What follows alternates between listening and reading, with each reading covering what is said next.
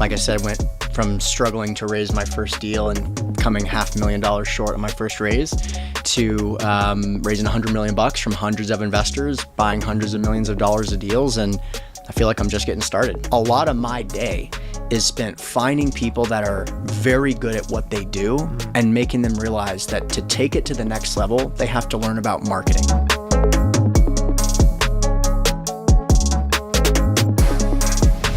Ladies and gentlemen, welcome to the Money Mondays. This is a special edition because right now, right this second, we are in the midst of the world's largest toy drive. 10 cities over 16 days. But luckily, we have this RV motorhome, which allows us to drive around and find guests like we have for you today. We have the creator of raisingcapital.com. His name is Hunter Thompson, and I'm going to deep dive with him about all things money. Now, as you guys know, our podcast runs for about 34 to 38 minutes because the average commute to work is 45 minutes. The average workout is 45 minutes. So this will be 34 to 38 minutes for your listening pleasure. We're going to cover 3 core topics: how to make money, how to invest money, how to give away to charity, but with a bit of a twist. Because Mr. Hunter Thompson has raised over $100 million, I want to ask him some questions about raising capital because a lot of you guys out there might be thinking about starting a company. Maybe you already have a company, you want to scale it. So I'm going to ask him all the questions around that topic. But first, we're going to have Hunter do a quick 2-minute bio so we can get straight to the money. What's up?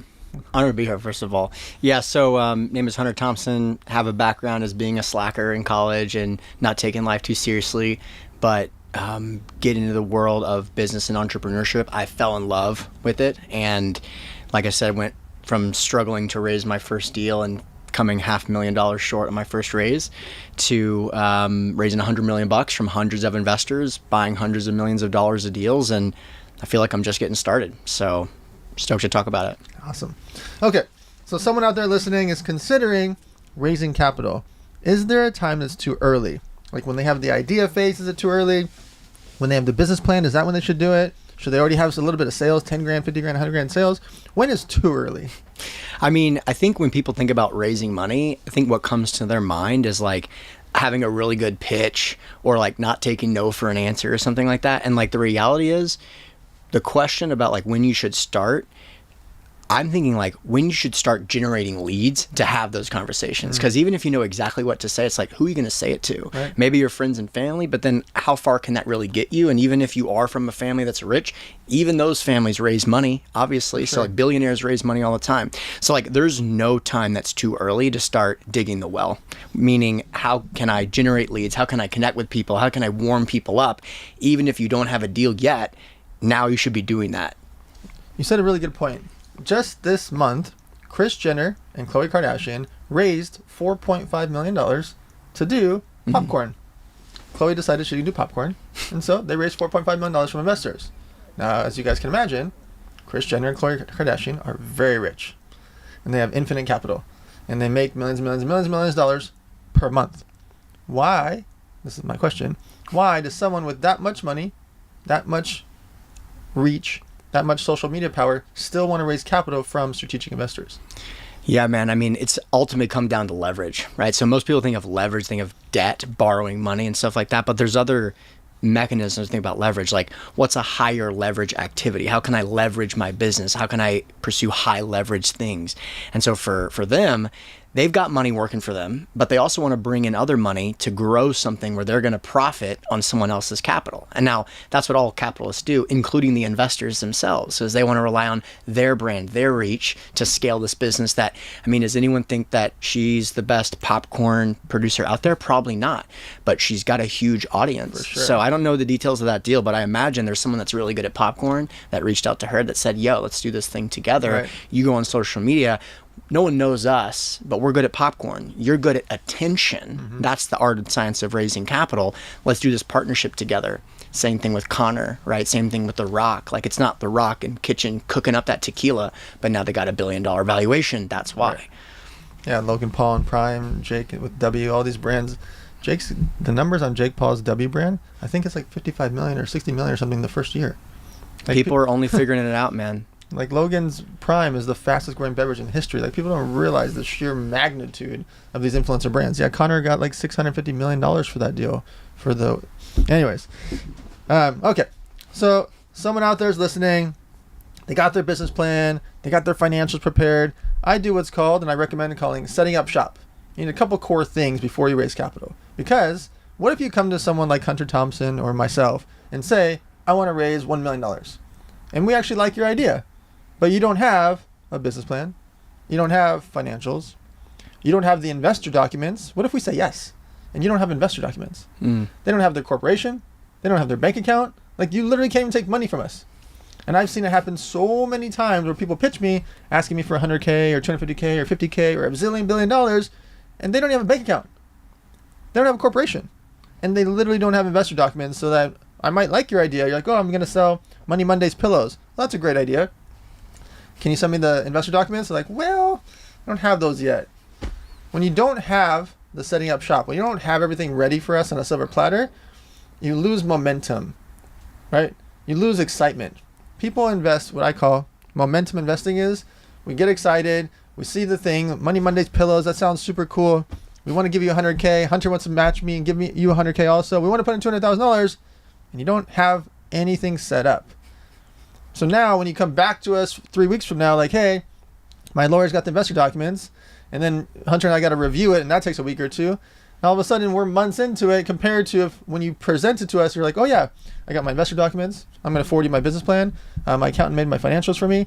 If you already have all your ducks in a row, we are much more likely to invest with momentum. All right, Hunter, tell us the concept of raisingcapital.com. Like, where did that come from? I mean, it's an amazing domain name. My man. And I paid a lot less than most people think, because I don't think people understand the opportunity in the space. I mean, people are only starting to figure it out now. Basically, the idea is, what you just said is really important, because like, people make decisions based on emotional connection to the operator that they're investing in. And so in your example, maybe you think, oh, like Dan's stupid if he's going to invest with someone just because of the emotional connection. It's like, that's what most people do. But then they go deeper in due diligence to make sure that you're actually going to do what you say and already have your bank account. So like, what he's saying is super important, because you can get that story. You can tell that story in a compelling way, but you got to be buttoned up on the back end. Sure. But the story is the really important part. We just assume you know what you're doing, and if you don't, we're not going to give you the money. What Hunter's also mentioning is, it's not just us. So you might get us emotionally excited, but Hunter and I have a lawyer, an accountant, and typically an executive or a CEO. I have a CEO that oversees it. I call it the 4 horsemen.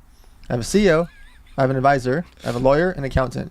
If you can get by the 4 horsemen, I'm in. Yeah. Why are you to your pillow company? $100,000, $1 million, $500K, whatever you want, I'm in. But you got to get past the 4 horsemen.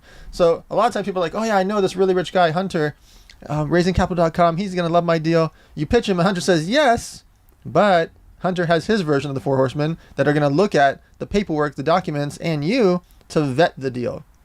During the vetting process, you've got to be able to back it up like Hunter just said, because even though we might emotionally be excited by what you present to us, maybe you pitch us at an event, or you pitch us at a nightclub or a restaurant or a business meeting, or you catch us in an elevator and you give us the elevator pitch and we're like, yeah, that's exciting. We like your pillow company, but you now got to back it up and prove it.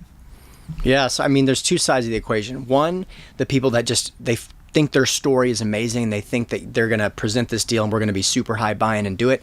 Other people that are just so obsessed with the nuances and the details of their offering that that's all they really know, and they can't tell the story in a compelling and emotional way. For me, I was on that side of the spectrum. I got into the world of real estate at a really good time where, you know, post-Great Recession, mobile home parks were, for people that are knowledgeable in the space, trading at 10% cap rates, meaning you could buy a property in cash and it would produce 10% cash flow like month 1. So this, to me, I got in this world and realized how powerful that was, and just was obsessed. I was touring property as I was meeting sponsors or operators, and like, I could see the writing in the wall. This niche was going to explode. And so when I get to pitch, the first time I went out to pitch, the language I was using was like as if I was speaking to a bunch of real estate nerds. And the reality was I was speaking to like some friends and family, some dentist, some doctor, and they don't even know those terminologies. So like, the story of raisingcapital.com is, I bombed on that pitch. Even though there was $30 million in the room, I couldn't raise $500,000. And earlier I said I was $500,000 short. Yeah, on a $500,000 raise. Right. Like, so I was trying to raise $500,000. I raised 0. I'm texting this girl I'm trying to impress. Oh yeah, like I'm going to raise $1 million, and then I have to be like, oh, like it didn't go exactly as planned. Like, yeah, you couldn't have done worse is what you mean. So that was my story. But then I realized, like, it's not about just like delivering this amazing pitch about the nuances of the details. It's like, how can I get people in the room that are already bought in? How can I tell a story that will connect with their true wants and needs, not what I think, not what I want, for God's sakes. And so it was a long journey, but that's how I kind of, when I started focusing on that, when I started focusing on, if I'm talking to someone, what are their pain points? What are their problems? How can I use the vernacular that they're more comfortable with, and then paint them a picture of how they can move from where they are to where they want to go using my product? And that will work for mobile home park self-storage, buying existing businesses, nonprofits, like you name it. If the money has to leave their account to go to yours, you got to paint them that story. And so that's kind of what I built my career doing. So how does it work? Let's say someone wants to invest through raisingcapital.com or wants to raise money through raisingcapital.com. How does that work? So we don't raise money for people. We kind of teach them how to raise money, and they can raise, if we buy a deal in Phoenix, we buy multifamily properties in Phoenix. And so if you want to partner with us on a deal, we can teach you how to raise money, and it's effectively your deal that you're partnering with us on. Right. But then other people come to us and they're like, I've got this fix and flip business that I've raised a couple $1,000,000 or a couple $100,000, but how can I take this to the next level?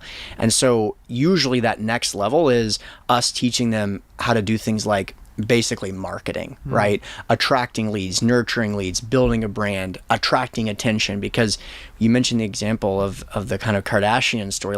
That's the most pronounced example, and they've done it across multiple niches where you just take attention, interest, buy-in of clients and direct that to here's the bank account, right? And so that's her first popcorn initiative. She raised $4 million on her first go. It has nothing to do with popcorn, right? And Mr. Beast Burgers has nothing to do with burgers. It's all about the attention. And so to answer your question directly, a lot of my day is spent finding people that are very good at what they do and making them realize that to take it to the next level, they have to learn about marketing, systems and operations of marketing. So, but it's a message that's lost on a lot of nerds, and I'm a nerd too, right? But that's great. It means you're in a good market, to be honest. So over the last 3 years, I raised $56 million through Elevator Syndicate. I have 970 investors that are all accredited investors, and I just text them deals once a month or so. And it's optional. They can invest if they want to. If they don't want to, I always tell them, say nothing. You don't say no, just say nothing, and we won't bother you again. And so we raised $4 million for this and $6 million for that. We do $3 million to $6 million per deal into companies that are doing $2 million to $20 million in sales. Okay. That's our requirement. Yeah. $2 million to $20 million in sales.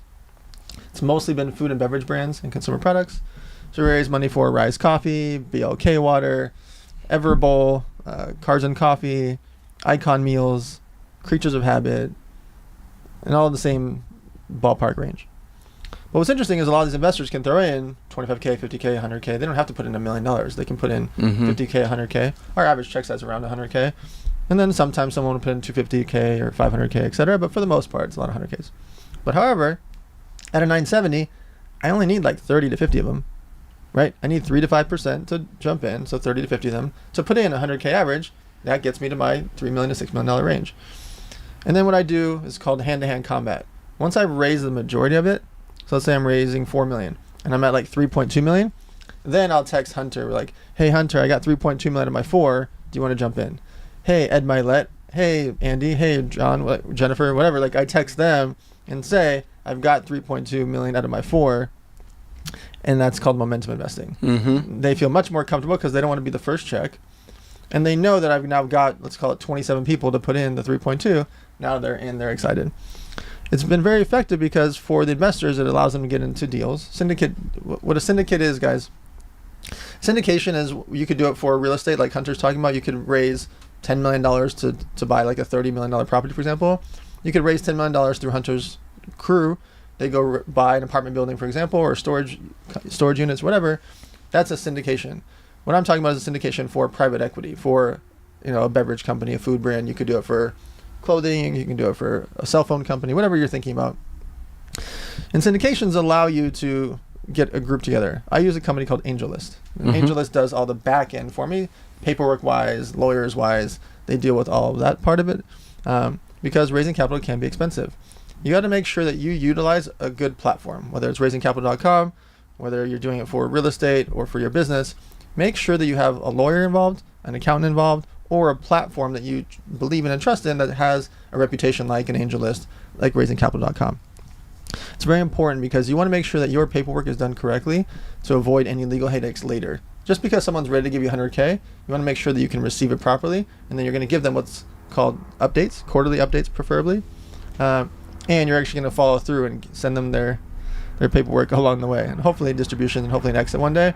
But most importantly is that you're buttoned up paperwork-wise. All right, next section. Someone raised the money now. Yeah. They went to raisingcapital.com. Hunter helped them raise $7 million.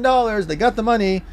Now, how do they interact with their investors to keep their investors happy? Because deals take time. Yeah. You raise $7 million, you're not going to exit for 2 years, 3 years, 4 years, 5 years, 6 years, or never. Yeah. And so during that time, how should they be thinking about interacting with investors?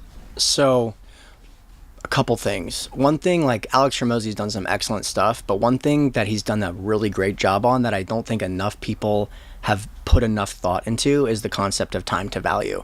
Like, the faster your clients can see results, the faster you can scale. And if you have a good product and you're getting good results, you should be able to get referrals. You should be able to get, in my case, repeat investors, things like that.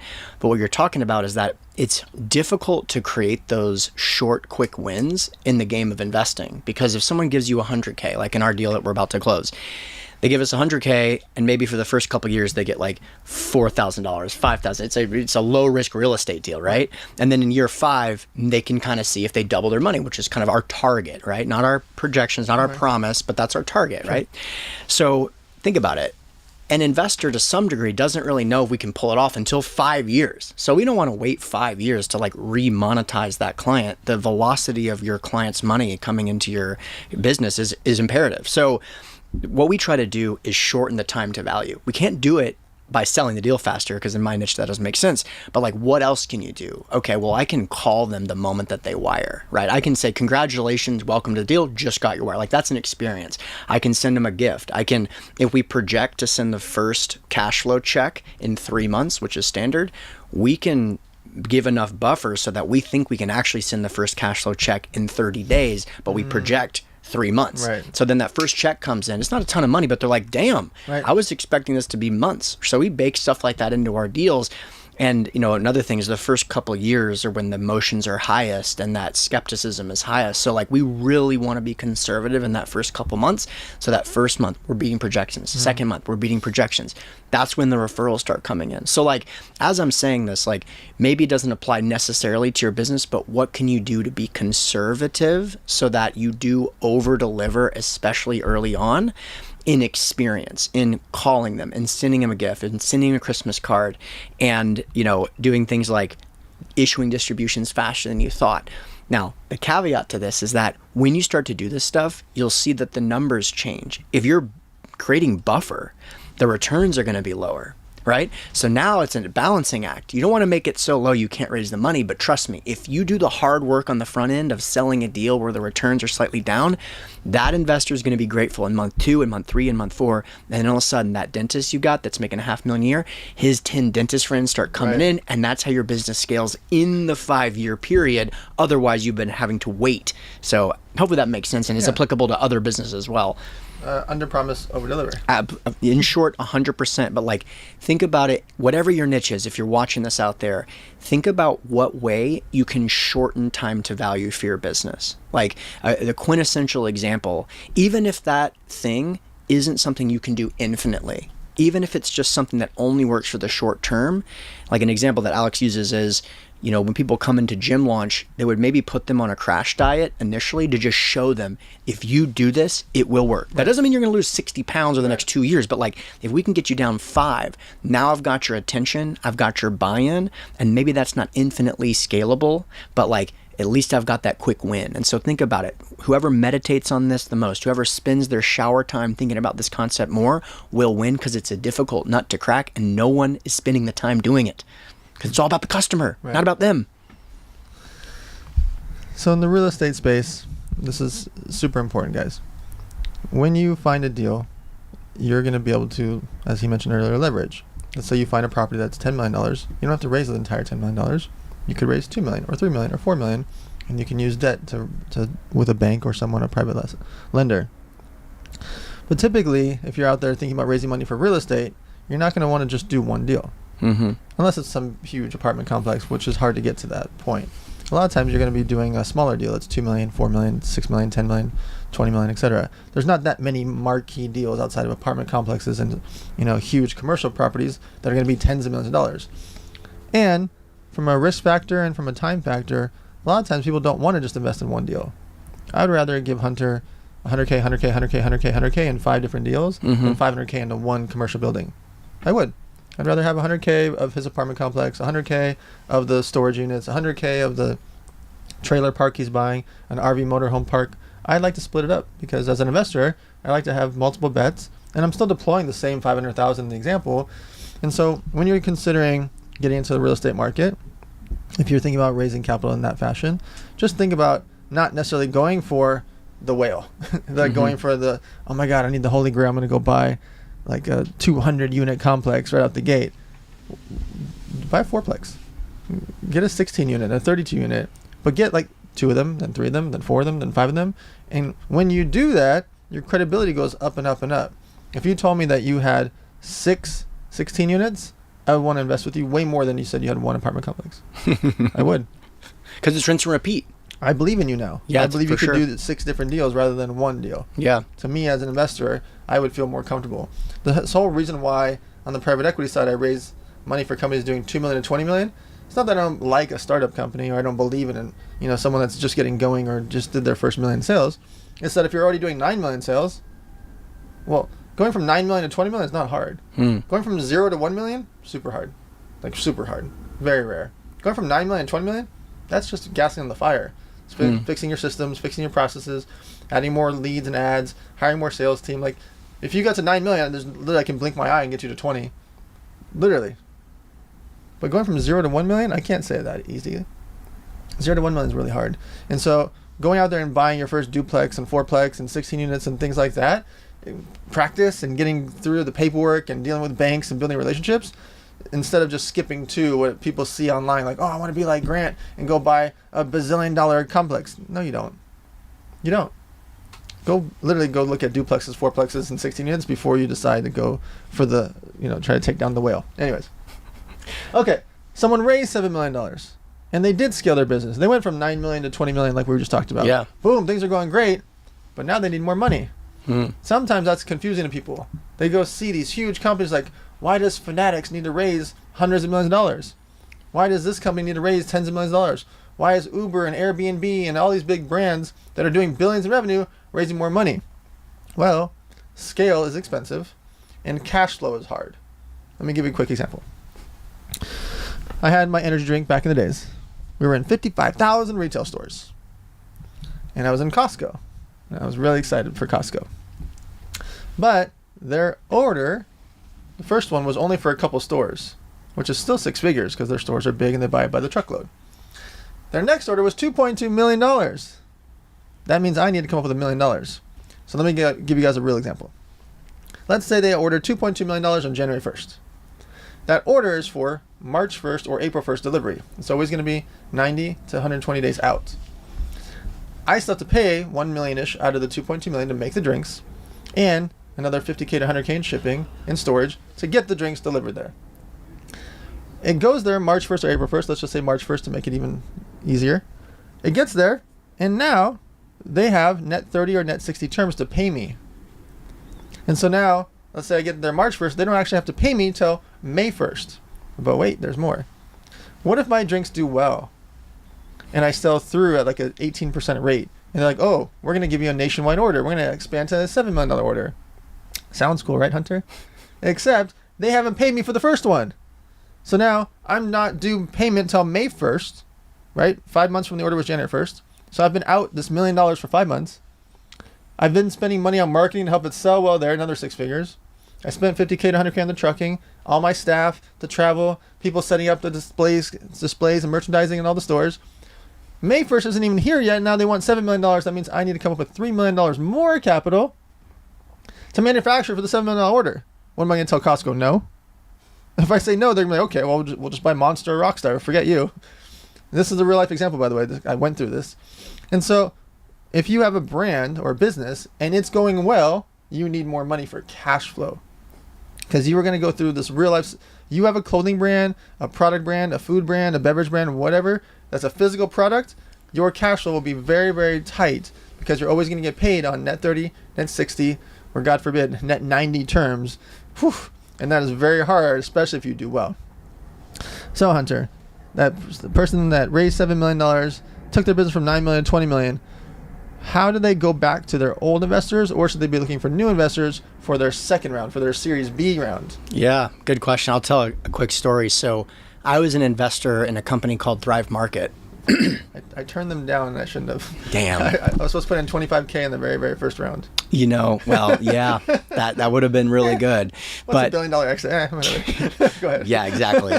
So my story with them, I actually knew the founder. I know Nick Green, and he's a co-founder with Gunnar. And the reason that they gave us the opportunity to invest is that they were told no from basically everyone, right? They went in there like, we're going into the grocery niche, we're going to take over. Yeah, I said no. And all the VCs were like, whatever, margins are thin, like get out of here, like Amazon's going to eat you, you know what I'm saying? And I just knew Nick, he's a smart guy, he got a perfect score on the SAT, I liked the niche, and I was like, whatever, here's the money. And I feel very fortunate about that. Now, I'm not going to go into the details of like how the deal was structured, but the point is, it was structured by a convertible note that is a discount to the next round, right? So I write this check and I'm like, let's go, baby. They launch it.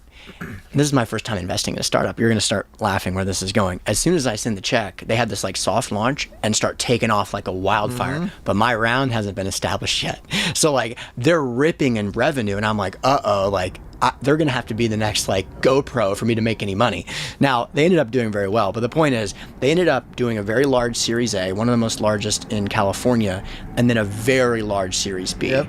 Now, is it that they blew all the money and didn't do well? No, they were taking off like a rocket ship. And so because of that, you've got this little fire. You're like this little seed fire. This is when I invest. And now it's turning into a freaking raging thing. And you're sitting there with gas, and the gas is cash. And you just, how much can we pour on this thing? For sure. And so that's what they were doing. And so when they went back to their investors, there's an important distinction between like the people that invest in seed deals, like you just mentioned, you don't typically do that. There's people that's all they do, right? Then there's other people maybe closer to you where they want to see multi 7 figures in revenue. Then there's other people that are like, I only want to see 100 million or more, right? So like sometimes it's a profile thing, but usually you would want to go back to the people that made that early investment for a lot of reasons. Sometimes it's contractual, sometimes it's just relationship. Hey, listen, you're the one that gave us our first 25K. Right. And so that typically happens. But in the world of like private equity, usually there will be lead investors, and those lead investors usually have like a profile based on revenue or EBITDA, which is kind of like net profit.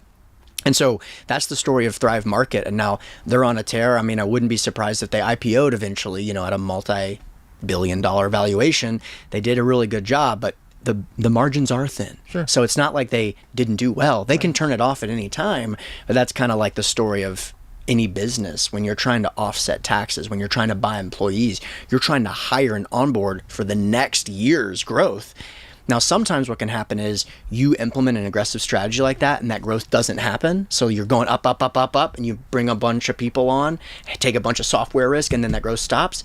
You can BK a company and be net neutral in revenue by trying to be aggressive like that. And, I've learned some lessons like that where I'm just like, let's go for it. Let's take over the industry. And, there's a reason I own raisingcapital.com, right? That's the initiative. We're going to take over the industry, right? So I take risks like that. And we know, though, that balance sheet is an indication of health, right? So you got to use that thing appropriately and then raise money when you have to. All right. So the final chapter. They raised the $7 million. They did the $9 million sales. They scaled to $20 million. They did another round for another $12 million. They've got real money. Why should company founders have their employee, staff, or brand have some sort of philanthropy attached to their brand? There's a million reasons. I'll start with one that's like super basic. Even if you're 100% self-centered, money in the bank account kind of guy, you'll find you'll make more money. Just purely economically, you will make more money if you have a philanthropic element of your business. Also, if you don't have that element and all the people that are more successful than you that you look up to are telling you to have that element, freaking just trust them. You know what I mean? If you don't want to trust me, you don't want to trust Dan, like whatever, but like there's a reason the people that crush at the highest level do it, and it's because it's not just the money, it's also like the fulfillment element. And we talked in the beginning about how my background is kind of getting a lot of real estate nerds to like tell their story and make it more compelling. There's nothing more compelling than helping people, especially if you can tie it into, in some way, something that's really deeply meaningful for you, whether it's your background, your situation, your family, your community that helped you out. It just really resonates with people, and I see it not being like a multiple. Like, it's so many great people have talked about this, but like, you give away $1, you make 10 back. Now, that's not why you want to give away the $1, but like, I've just found that that's what the economics are. And I'll give you a perfect example. Like, we have an event, it's called Raise Fest. It's in Phoenix in a couple of months. And we are going to give away some money to a charity. And it's like a family-based charity. It's, the charity's for people like pediatric cancer. And I can't even freaking say it because I have a very young son, but that's why I'm doing that, right? And so during the event, you know, we're going to write a check in front of everyone. I love it. Now, is that, like, do I want to do that? 100%. But also, I mean, I know that if I write that check in front of everyone, number one, they're going to be way more likely to write that check as well. And also, like, we have a program, right? We want people to buy the program. And one way to get that is to have them understand that they are investing in someone else, and that gives them confidence to invest in themselves. Now, just real quick, I want to talk like behind the scenes. Like, think about it. If you're thinking about, okay, there's these people in the audience, they only have so much money.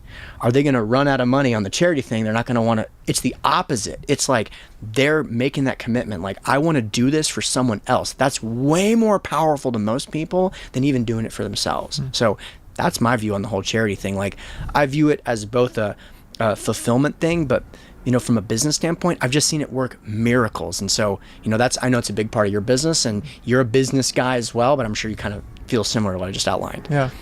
So when someone out there is considering the next steps, we're going to 2025, you can feel the economy shifting, you can feel the new energy, you can see stock market's up, cryptocurrency through the roof. Like, you see money is flowing in the right direction and people are excited. Yeah. They're making this decision to finally go out there and raise money. What would you tell them before they actually approach their first investor? You know, in the beginning, you mentioned like what's going to happen if you go tell a really compelling story to Dan, and you got this pillow company and now you've got it and you got the meeting and it's amazing and he wants to give you the 100K.